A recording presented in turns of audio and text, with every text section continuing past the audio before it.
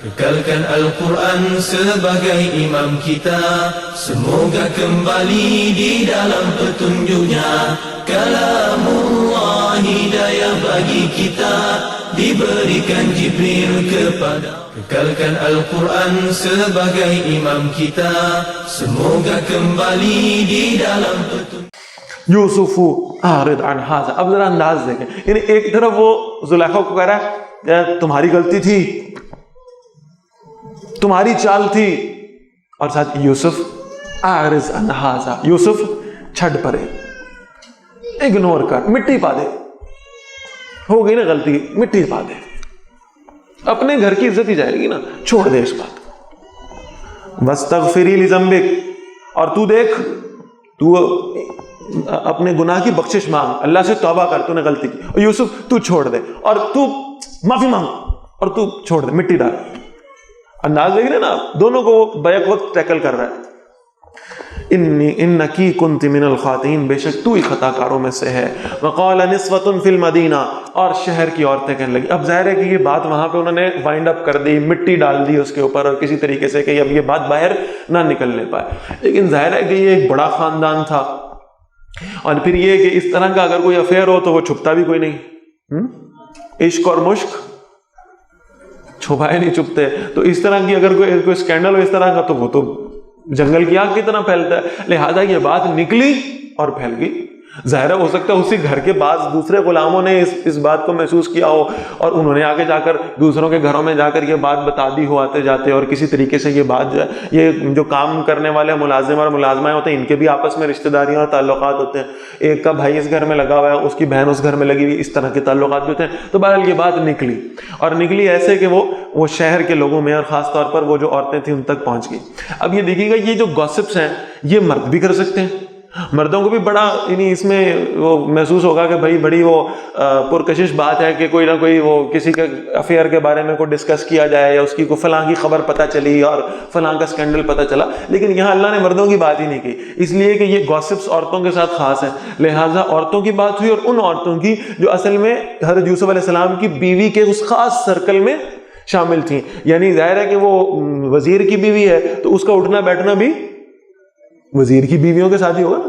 وزراء کی بیویاں تھیں، اور کوئی ہوم سیکرٹری کوئی کی بیوی، کوئی چیف سیکرٹری کی بیوی، کوئی کسی M N A M P کی بیوی، سارے وہ جو بڑے بڑے لوگ تھے انہی کی بیویاں تھیں، انہی کا ایک سرکل تھا، انہی کا آپس میں ایک فرینڈشپ کا کلب تھا. ان میں یہ بات ہو گئی. امرأۃ العزیز تراود فتاها عن نفسه. اب ذرا دیکھیں، یہ بڑا اہم مقام. یعنی یہ تو ایک نارمل بات ہو سکتی ہے کہ ایک گھر میں کوئی ملازمہ ہو، کوئی لونڈی ہو، اور اس گھر میں رہنے والے مرد کا دل اس پر آ جائے اور وہ اس کی طرف راغب ہو جائے اور وہ اس سے کسی گناہ کے کرنے کی کوشش کرے، تو یہ تو بات سمجھ میں آتی ہے کہ شاید نیچرل. لیکن عورت میں تو اللہ نے شرم کا مادہ جو ہے وہ مرد کی نسبت زیادہ رکھا ہے. عورت خود مائل ہو جائے اور پھر عورت خود دعوت گناہ دے. عام طور پر آپ دیکھیں گے کہ اگر عورت کسی کی طرف مائل ہوتی بھی ہے تو اس کا اظہار نہیں کرتی. اگر اظہار کرنا چاہے تو صرف ایک آدھا اشارہ دے دیتی ہے. لیکن اس نے تو ڈائریکٹ دعوت گناہ دے دی. وہ بھی یہ ایک وزیر کی بیوی ہے، اور دعوت گناہ کس کو دے رہی ہے؟ غلام کو. تو انہوں نے آپس میں گاسپس کی کہ عزیز کی بیوی تو اپنے غلام کو اپنے اس گناہ کی طرف مائل کرتی ہے. قد شغفها حبا، اس کا دل اس کی محبت میں پڑ گیا ہے. انا لنراها فی ضلال مبین، ہم تو اس کو کھلی گمراہی میں دیکھتی ہیں. یعنی اب اصل میں اس کلب کی جو عورتیں ان کے لیے گمراہی کی بات نہیں ہے. گمراہی کیا ہے بھئی؟ کس چکر میں پڑی ہوئی ہے؟ غلام کے ساتھ اسکینڈل. یہ تو اتنے بڑے شخص کی بیوی تھی، یہ تو کسی بھی سرمایہ دار کے ساتھ اس کا افیئر ہو سکتا تھا. ٹھیک ہے، یہ تو کوئی بھی معاملہ ہو سکتا تھا، یہ غلام کے ساتھ تو بڑی عجیب بات کی اس نے. تو اب یہ گاسپس ہونے لگی. فلما سمعت بمکرہن، جب عزیز کی بیوی زلیخا نے ان عورتوں کی ان مکارانہ باتوں کو سنا، ظاہر اس تک بھی بات پہنچ گئی کہ میرے حوالے سے اب یہ گاسپس مختلف حلقوں میں، مختلف مجلسوں میں بیٹھ کے ہو رہی ہیں. ارسلت الیہن، تو زلیخا نے ان سب کو ایک دعوت پہ بلایا. وَآتَدَتْ لَهُنَّ مُتَّكَأً، اور ان کے لیے ایک فرشی نشست تیار کی، سب کو فرش پر بٹھا دیا. وَآتَتْ كُلَّ وَاحِدَةٍ مِّنْهُنَّ سِكِّينًا، اور ان میں سے ہر ایک کو ایک چھری عطا کر دی. بڑا زبردست مقام. یعنی اب دیکھیں وہ ساری جتنی عورتیں تھیں یہ کھاتے پیتے گھرانوں کی عورتیں, ان کو یہ تو لالچ نہیں ہے نا کہ کھانا کب کھلے گا اور مینیو میں کون کون سی ڈشز ہیں, یہ تو سارے کھاتے پیتے گھر کی عورتیں, یہ کھانے کے لالچ میں تو نہیں آئی وہاں, یہ تو اس چکر میں آئی ہیں کہ بھائی ہمارے بھی گھروں میں غلام کام کرتے ہیں, خود زلیخا کے گھر میں بھی بہت سارے غلام کام کرتے ہیں, لیکن وہ ایک خاص کون ہے یوسف جس پر اتنا اس کا دل آ گیا اور جس کو اس نے خود گناہ کی دعوت دے دی, وہ ہے کہ دیکھیے تھے صحیح. اور اب وہ جب بیٹھی ہیں اس دسترخوان پہ تو ان کی توجہ کھانے کی بجائے اس بات پر ہے کہ وہ ایک دوسرے کے کان میں پوچھ رہی ہیں کہ تم نے یوسف کو دیکھا ہے؟ تمہیں پتہ ہے یہ جو لڑکے یہ ڈشز لگا رہے ہیں ان میں سے یوسف کون ہے, یہ جو برتن اٹھا رہے ہیں ان میں سے یوسف کون ہے, یہ جو آگے پیچھے یہ جو ڈرائیور پھر رہے ہیں ان میں سے یوسف کون ہے؟ وہ سارے ایک دوسرے سے یہ پوچھ رہی ہیں, اور دیکھا کسی نے بھی نہیں پوچھا. اور زلیخا کو بھی پتا تھا کہ ان کا تجسس یہ ہے, ان کی کیوریوسٹی یہ ہے کہ وہ یوسف کو دیکھنا چاہ رہی ہیں, اس لیے زلیخا نے یوسف کو اندر رکھا ہوا تھا اور اسے منع کیا ہوا تھا کہ باہر نہیں آنا علیہ الصلوۃ والسلام. بات آ رہی ہے سمجھ میں؟ اچھا, اب یہ ہوا کہ وہ سب کے سامنے, یہ ایک پروٹوکول کا حصہ ہے نا, ہم فوج میں وہ دیکھتے ہوتے تھے کہ ایک پلیٹ رکھتے ہیں اور پلیٹ کے ساتھ ایک سائڈ کے اوپر ایک سپون رکھا ہے اور دوسری سائڈ پہ فورک رکھا ہوا ہے, ایک چمچ اور ایک کانٹا اور سامنے ایک چھری رکھی ہوئی ہے. یہ عام پروٹوکول کا حصہ ہے. آپ کسی ریسٹورینٹ میں جائیں گے تو اسی طرح سے وہ ساری چیزیں پڑی ہوتی ہیں, چھری اور کانٹا اور ساتھ ایک چمچ وہ ساتھ رکھا ہوا ہے. اب وہ اس نے چھریاں ان کے ہاتھوں میں پکڑی, کہا یہ لو, یہ کھاؤ, ذرا پھل ول کھاؤ, کاٹو اور کھاؤ. ساری سہیلیاں بیٹھی رہی, انہوں نے چھریاں ہاتھوں میں پکڑ لی. وقالت اخرج علیہن, اور جب اس زلیخا نے دیکھا کہ یہ ساری بالکل اپنے وہ پھل کاٹنے لگی ہیں اور اس میں مصروف ہیں, تو ساتھ ہی اس نے کہا یوسف ذرا اندر آنا. اب وہ جتنی دیر سے بیٹھی ہوئی تھی وہ کس چکر میں تھی؟ یوسف کیڑا ہے نا چو, ٹھیک ہے. اور جیسے اس نے کہا یوسف اندر آؤ, تو سب کی توجہ ہاتھوں سے, چھریوں سے, پھلوں سے اٹھ کے کدھر چلی گئی ہے؟ دروازے کی طرف.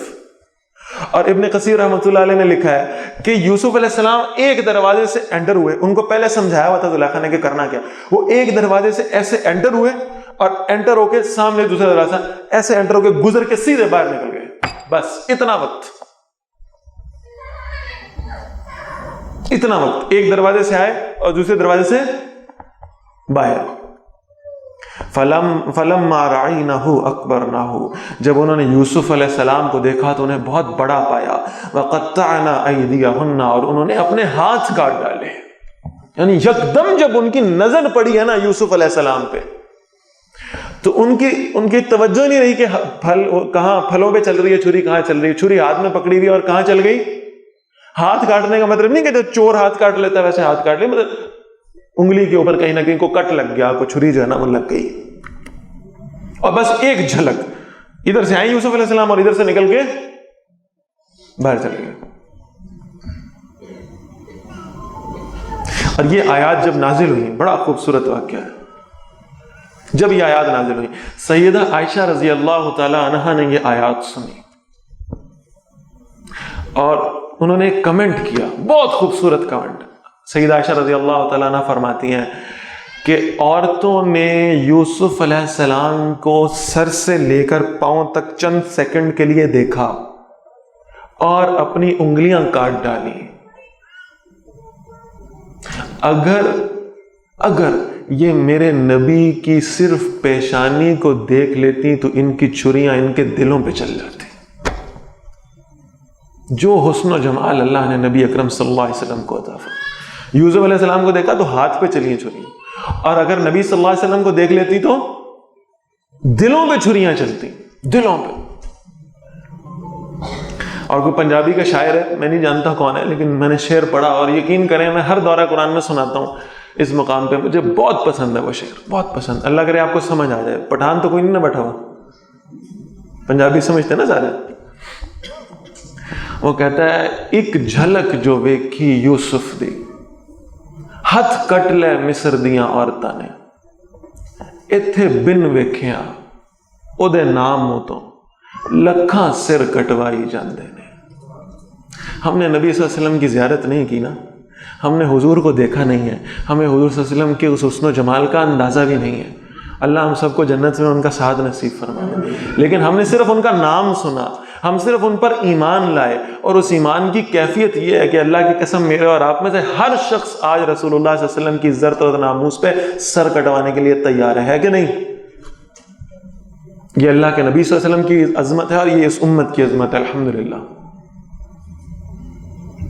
تو ان کی جو چھریاں ہیں وہ ان کے ہاتھوں پہ چل گئیں۔ وَقُلْنَا، اور وہ کہنے لگی حاشا للہ ما ھذا بشرا، ماشاء اللہ، اوف کیا بشر، یہ انسان تو نہیں لگتا، اتنا خوبصورت، اتنا حسین و جمیل، انسان تو محسوس ہی نہیں ہوتا ہے۔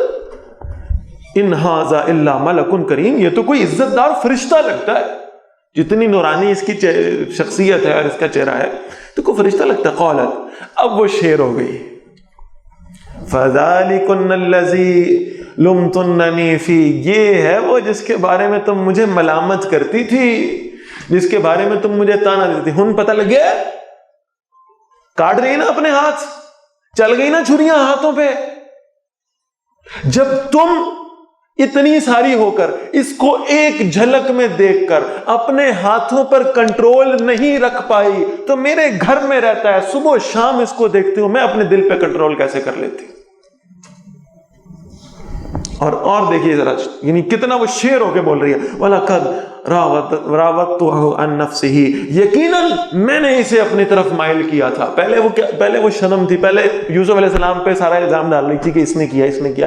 اب جب اس نے دیکھا کہ اکیلی میں ہی نہیں ہوں، ساری اس کے حسن کا شکار ہو رہی ہیں، ہاں کیا تھا میں نے، پھر میں جسٹیفائیڈ ہوں اس میں، اس لیے کہ اس کا حسن و جمال ہی اتنا ہے، میں جسٹیفائیڈ ہوں، میں نے اسے جو ہے نا وہ اپنی طرف مائل کیا تھا۔ فاستعصما، پھر اس نے اپنے آپ کو بچا لیا، اس نے اپنے آپ کو پروٹیکٹ کر لیا۔ وَلَئِن لَّمْ يَفْعَلْ مَا آمُرُهُ، اور اگر اس نے وہ نہ کیا جس کا میں اسے حکم دے رہی ہوں، لَيُسْجَنَنَّ، قید میں جائے گا، وَلَا يَكُونَ مِنَ الصَّاغِرِينَ، اور ضرور بے عزت لوگوں میں سے ہو جائے گا، ذلیلوں میں سے ہو جائے گا، معاذ اللہ۔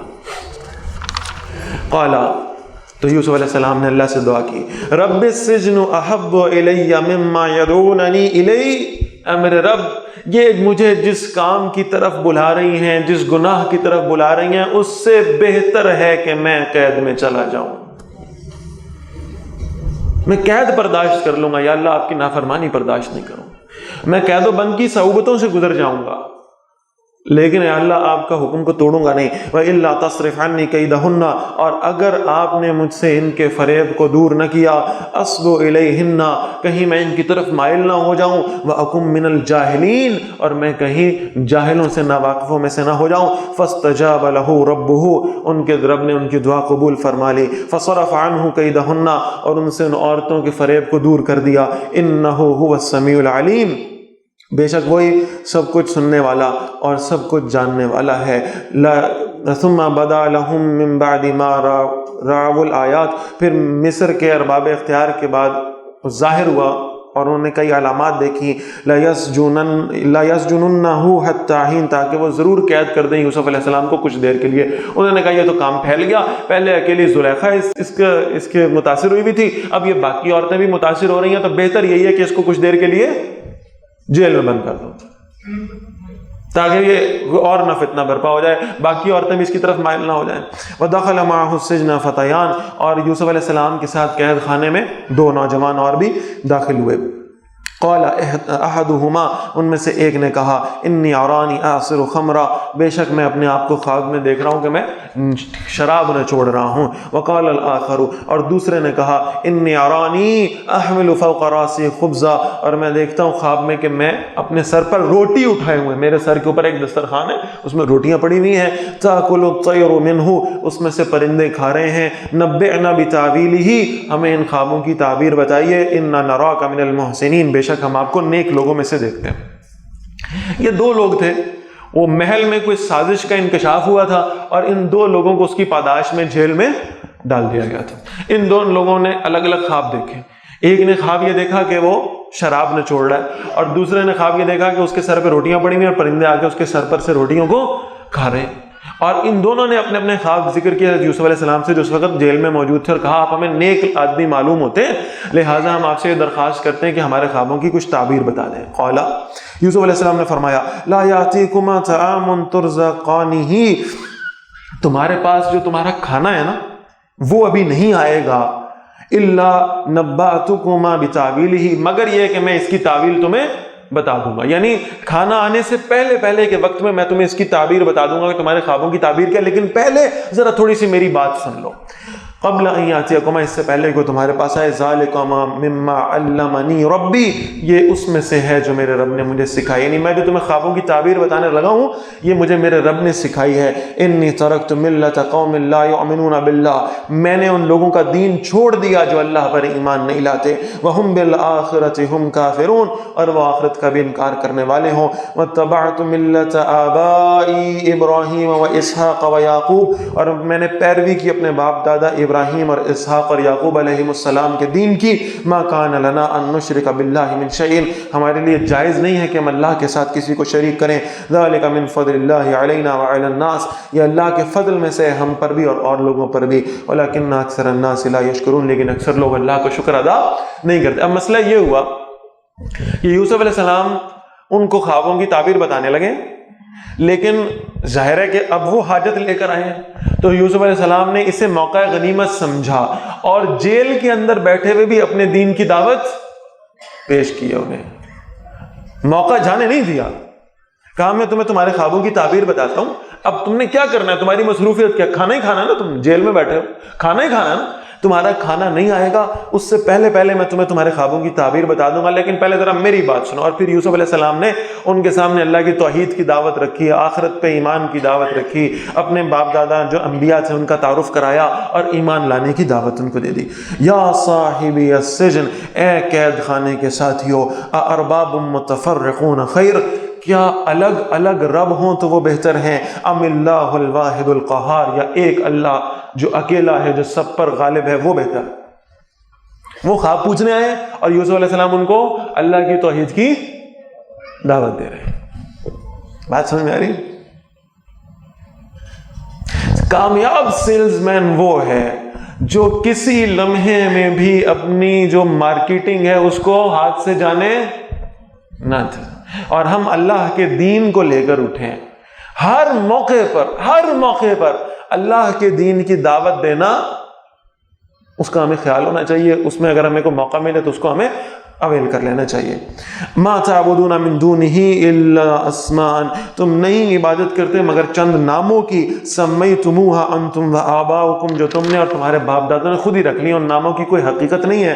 ما انزل اللہ بہا من سلطان، اللہ نے ان کے لیے کوئی دلیل نہیں اتاری۔ ان الحکم الا للہ، فیصلہ کرنے کا اختیار نہیں ہے مگر صرف اللہ کا۔ امر اللہ تعبدوا الا اياه، اسی نے فیصلہ کر دیا ہے، اور وہ فیصلہ یہ ہے کہ تم کسی کی بندگی نہیں کرو گے سوائے اللہ کے۔ ذالک الدین القیم، یہی سیدھا دین ہے۔ ولکن اکثر الناس لا يعلمون، لیکن اکثر لوگ جانتے نہیں ہیں۔ یا صاحبی السجن، اے قید خانے کے ساتھی ہو، اما احدکما، وہ اپنی دعوت پوری رکھ لی ہے اور اب ان کے خواب کی تعبیر بتانے لگے۔ اما احدکما فیسقی ربہ خمرا، تو تم میں سے جو ایک ہے وہ اپنے مالک کو شراب پلائے گا۔ جس نے دیکھا ہے کوئی شراب نچوڑ رہا ہے تو وہ آزاد ہو جائے گا اور وہ اپنے مالک کے دربار میں واپس چلا جائے گا، اس کا الزام صاف ہو جائے گا اور وہ دوبارہ اپنے مالک کو شراب پیش کرنے والا بن جائے گا۔ وَأَمَّا الْآخَرُ فَيُصْلَبُ، اور جو دوسرا ہے وہ صلیب چڑھایا جائے گا، یعنی اس کو پھانسی پر چڑھا دیا جائے گا۔ فَتَأْكُلُ الطَّيْرُ مِنْ رَأْسِهِ، تو پرندے اس کے سر میں سے کھائیں گے۔ قُضِيَ الْأَمْرُ الَّذِي فِيهِ تَسْتَفْتِيَانِ، فیصلہ کر دیا گیا ہے اس معاملے کا جس کے بارے میں تم سوال کر رہے ہو، پوچھ رہے ہو۔ وَقَالَ لِلَّذِي ظَنَّ أَنَّهُ نَاجٍ مِّنْهُمَا، فرمایا یوسف علیہ السلام نے اس سے جس کے بارے میں وہ گمان کرتے تھے کہ وہ نجات پانے والا ہے، یعنی وہ جو شراب نچوڑ رہا تھا اور جس کے بارے میں یوسف علیہ السلام نے یہ تعبیر بتائی تھی کہ وہ واپس بادشاہ کے دربار میں پہنچ جائے گا، اس سے یوسف علیہ السلام نے فرمایا اذکرنی عند ربک، میرا ذکر بھی کرنا اپنے مالک کے پاس۔ فانساہ الشیطان ذکر ربی، تو شیطان نے جب یعنی وہ باہر نکل گیا، نجات پا گیا، بادشاہ کے دربار میں بادشاہ کو شراب پلانے پہ معمور کر دیا گیا، اسے بھول گیا کہ میں نے یہاں پہ یوسف علیہ السلام کا ذکر بھی کرنا تھا، شیطان نے بھلا دیا۔ فلبث فی السجن بضع سنین، تو وہ قید خانے میں رہے چند اور برس۔ یہ کتنے برس تھے؟ تاریخی روایت میں آتا ہے 9 سال تقریباً یوسف علیہ السلام جیل کی تنہائیوں میں رہے۔ وقال الملک، اور بادشاہ نے کہا انی ارا 7 بقرات سمان، بادشاہ کہہ رہا ہے میں نے دیکھی خواب میں 7 موٹی گائیں، یاکلہن سبع عجاف، ان موٹی گاؤں کو 7 پتلی گائیں، دبلی پتلی گائیں کھا رہی ہیں، ٹھیک۔ وَسَبْعَ سُنبُلَاتٍ خُضْرٍ وَأُخَرَ یابسات، اور 7 سبز بالیاں ہیں اور باقی خشک ہیں۔ یا ایھا الملأ افتونی فی رؤیایا، اے میرے سرداروں، میرے وزیروں، اب موٹی موٹی تنخواہیں لینے والوں، اب یہ میرے خواب کی تعبیر بتاؤ مجھے، تم بڑے عقل مند لوگ ہو، تم بڑا یعنی اس پورے معاشرے کی کریم ہو، اور تم بادشاہ کے دربار میں بیٹھے ہو، مجھے بتاؤ یہ میں نے جو خواب دیکھا ہے اس کا مطلب کیا، میں بڑا پریشان ہوں اس کے بارے میں۔